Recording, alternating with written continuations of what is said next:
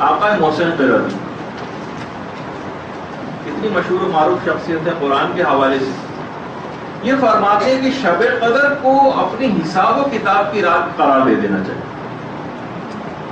حتیٰ کہ فرماتے ہیں کہ کتنی رقوم شرعیہ مجھے نکالنی ہے اس سال، اس بات کو بھی شب قدر میں متعین کرنا چاہیے. بلکہ کوشش کریں، اگر ممکن ہے، اس کا خاص طریقہ ہے فقہ اسلامی میں جو ابھی میں اپنی خدمت میں عرض نہیں کر سکتا، زیادہ تر کے تو علم میں بھی ہے، کہ خمس کی تاریخ بھی کوشش کریں کہ شب قدر ہی میں معین کریں. یعنی میں 23ویں شب میں مثلا خمس نکالوں گی. وہ فرماتے ہی ہیں کہ اس سے فائدہ یہ ہوگا کہ جو بھی کام آپ شب قدر میں انجام دیتی ہیں وہ 1000 سے ضرب ہو جاتا ہے، اور 1000 تو محاورے کے اعتبار سے ہو سکتا ہے وہ، ورنہ سمجھیں کہ انفینٹی سے ملٹیپلائی ہو جاتا ہے. یعنی کچھ احساس ہی نہیں کیا جا سکتا، درک ہی نہیں کیا جا سکتا اس کا ثواب اور فائدہ کتنا ہوگا. وہ فرماتے ہیں کہ بلکہ کتنا مجھے صدقہ پورے سال دینا ہے، کتنا دینا ہے، یہ بھی کیلکولیشن آپ شب قدر ہی کے اندر کر لیں. مثلا حساب لگا لیں کہ مہینے میں عام طور پر میں 300 سے مثلا 500 روپے صدقہ دیتی ہوں اپنی اپنی حیثیت کے مطابق. یہ آج کی رات آپ ارادہ کر لیں کہ میں اتنا صدقہ دوں گی.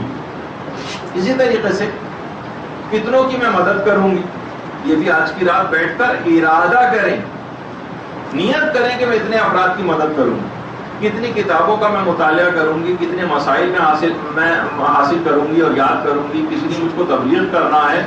غرض ہر نیک کام کا ارادہ آج کی رات آپ کر لیں، ہر نیک کام کا ارادہ. تو اس ہر چیز کا منصوبہ شب قدر کے اندر بنا. پروردگار 1000 سے ضرب دے دے گا. یعنی اگر 1 گھنٹہ عام زندگی میں آپ علم حاصل کرتی ہیں تو 70 سال کی عبادت کا ثواب دلواتا ہے، کہ جس میں دن میں روزے رکھے گا اور پوری رات عبادت میں بسر کی گئی.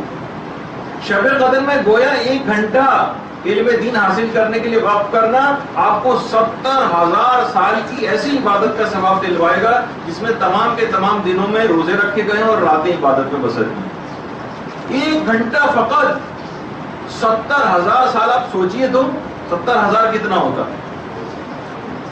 کوئی مثلا مرد اب بھی اگر سوچے، اور خواتین بھی ویسے شریک تو ہو سکتی ہیں، عام طور پر خواتین جاتی بھی ہیں جہاں کسی کا انتقال ہوتا ہے ویسے پہنچ جاتی ہیں، لیکن تشییع جنازہ کے لیے ہر قدم پر 10 کروڑ یا 70 کروڑ گناہ معاف ہوتے ہیں.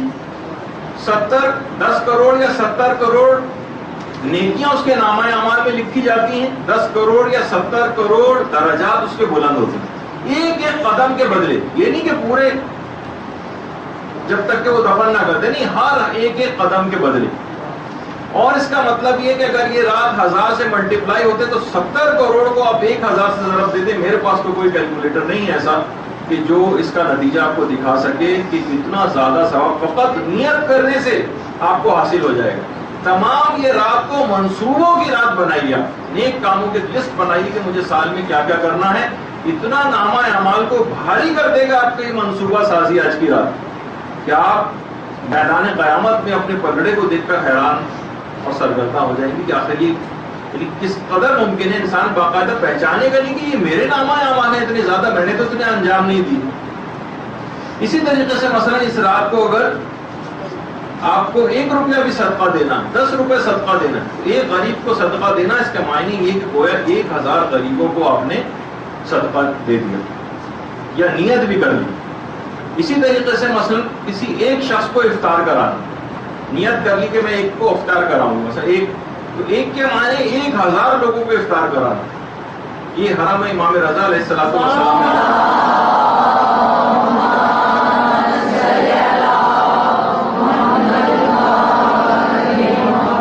ایک غریب کو صدقہ 1000 غریبوں کے صدقے کے برابر. ایک شخص کی افطار ہزاروں اشخاص کی افطار کے برابر جو ہے اجر و ثواب دلوانے والی. صرف منصوبہ سازی کر اور سنجیدگی کے ساتھ، ایسا نہیں کہ فقط نیت کر کے بیٹھنا اور کرنا اس کے بعد کچھ نہیں. تو آپ اندازہ کریں گویا یہ جتنے بھی افطار یہاں پر نظر آ رہی ہے آپ کو، یہ سب آپ کی طرف سے ہو، صرف اتنا سا صرف نیت کر لینے سے. اور یہی وجہ ہے کہ اگر کوئی شخص یہ نیت کرے کہ بھائی اس سال میں دروس اٹینڈ کروں گی مثلا علماء کے، اخلاقیات کے، فقہی مسائل کے، یہ آپ کے سامنے جو ہیں علی پناہ اجتہادی. میں سب سے بڑا اور سب سے بہترین جو درس اخلاق ہے وہ آقا علی پناہ اجتہادی کا ہوا کرتا تھا. کچھ ہی عرصے پہلے ان کا انتقال ہوا. اکثر یہ صرف ممبر پر آ کر بیٹھ جاتے تھے اور بیٹھتے ہی رونا شروع کر دیتے تھے. یہاں تک کہ ان کو روتے دیکھ کر تمام ہزاروں کا مجمع رونے لگتا تھا. یہاں تک کہ آدھے گھنٹے تک اپنے گناہوں پر ندامت کا اظہار کرتے ہوئے پورا مجمع زار و قطار رو کر گریہ ازاری کرتا تھا. یہاں تک کہ کچھ کہے بغیر ہی وہ مجلس ختم ہو جاتی. آقا علی پناہ اجتہادی. تو اگر کوئی شخص یہ کہے کہ جناب میں جو ہے اس رات میں نیت کرے کہ میں کوئی علماء کے دروس اٹینڈ کروں گی، اب تو کیسٹس کے ذریعے بھی ممکن ہے، اگر فزیکلی کسی جگہ جانا ممکن نہیں ہے تو آپ لائیں، گھر میں سنیں. اپنے آپ کو، اپنی اخلاقیات کو درست کرنے کی انسان کو ہمیشہ فکر کرتے رہنا چاہیے. کیونکہ بعض اوقات یہاں پر مدرسے میں اگرچہ یہی سب چیزیں سکھائی جاتی ہیں لیکن پھر بھی ایک الگ سے ایک درس اخلاق کا جو مکمل ایک درس اخلاق ہو اور علماء کی زبانی ہو، علماء بعمل کی زبانی، وہ آپ لائبریری سے لا کر سنیں تو آپ اپنے اندر بہت تبدیلی محسوس کریں. تو یہ ضرور. اچھا، اسی طریقے سے اگر آج کی رات کسی بھی ظالم پر نفرین کرنا تو گویا ایک ظالم سے اظہار برات کرنا اور اس پر نفرین کرنا 1000 ظالموں کے خلاف نفرین کرنے کے برابر. اور آپ یہ نیت کریں کہ روزانہ مثلا میں ایک تسبیح درود کی پڑھوں گی.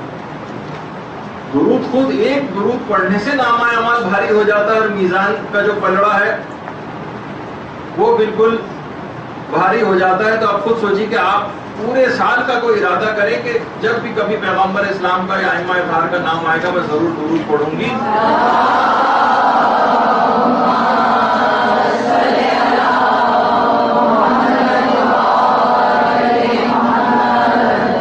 نیت کریں باقاعدہ کہ میں پورے سال پردے کی انتہائی سخت پابندی کروں گی. ایران کے اندر باقاعدہ ہفتہ منایا جاتا ہے، حجاب کا ہفتہ، اس کو خوشیوں کا دن قرار دیا جاتا ہے. فخر کا اظہار کرتی ہیں عورتیں کہ ہم باحجاب. پورے سال کوئی موقع ایسا نہیں جانے دوں گی، کوئی شادی کی تقریب، کوئی ایسی تقریب نہیں ہوگی جس میں میں نامحرموں کے سامنے مثلا میک اپ کرنے. ابھی سے ہی نیت کر لیں کہ میں ایسا نہیں کروں.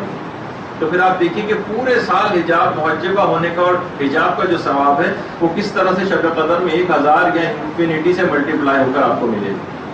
اسی طریقے سے نیت انسان کر لے کہ میں مریض کی عیادت کروں. یا عید اللہ شیخ جواد تبریزی ہیں جن کا بھی میں آگے چل کر ایک سلسلے میں کچھ ایک واقعہ میں بیان کرنے والا ہوں.